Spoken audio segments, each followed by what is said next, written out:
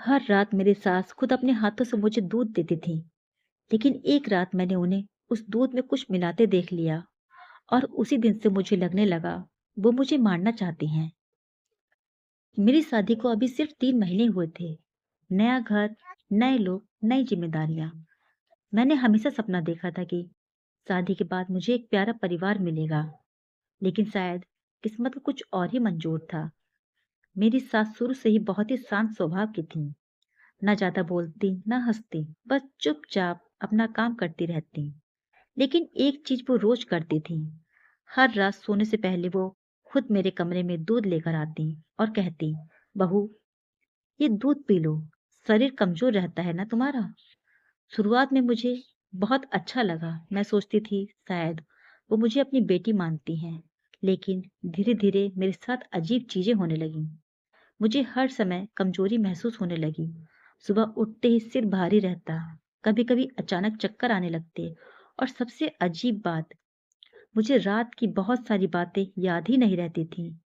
एक दिन मेरी पड़ोस वाली आंटी ने मुझसे कहा, बहू, तुम्हारा चेहरा दिन ब दिन पीला पड़ता जा रहा है।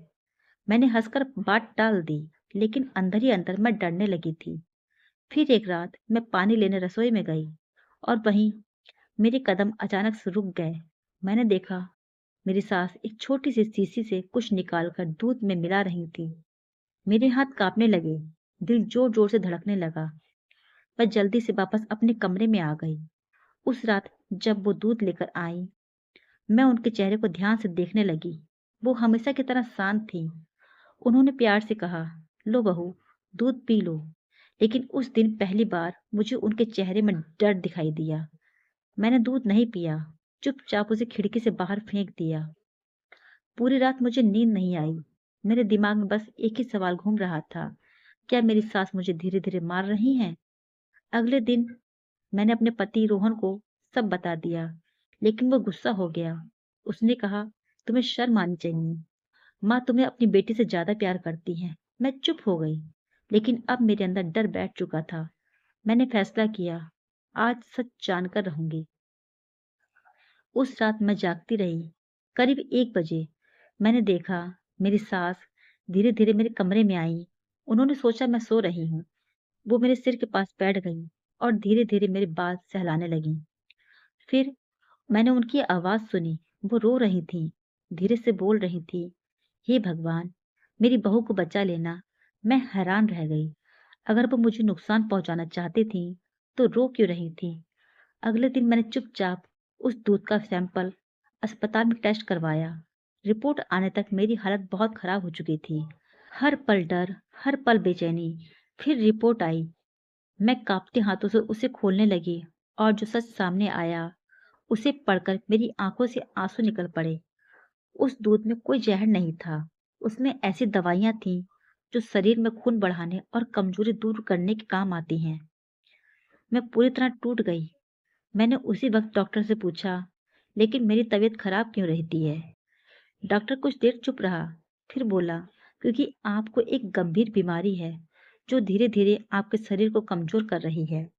मेरे पैरों तले जमीन खिसक गई। डॉक्टर ने बताया, शादी से पहले ही मेरी बीमारी शुरू हो चुकी थी, लेकिन मुझे कभी पता नहीं चला। और मेरी सास को ये बात 2 महीने पहले रिपोर्ट से पता चल गई थी।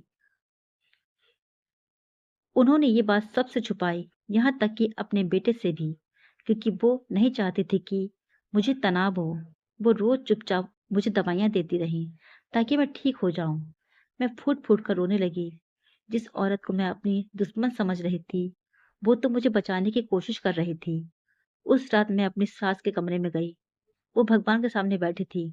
उनके हाथ जुड़े हुए थे, और वो रोते हुए कह रही थी, भगवान, मेरी उम्र भी मेरी बहू को दे दो। मैं खुद को रोक नहीं पाई। मैं उनके पैरों में गिरकर जोर जोर से रोने लगी। उन्होंने घबराकर मुझे उठाया। क्या हुआ बहू? मैं रोती हुई बोली, माँ, मुझे माफ कर दीजिए। मेरी सास भी रोने लगी। उन्होंने पहली बार मुझे गले लगाया, और उस दिन मुझे समझ आया, हर खामोश इंसान बुरा नहीं होता। कुछ लोग बिना बताए आपके लिए खुद से भी ज्यादा लड़ रहे होते हैं।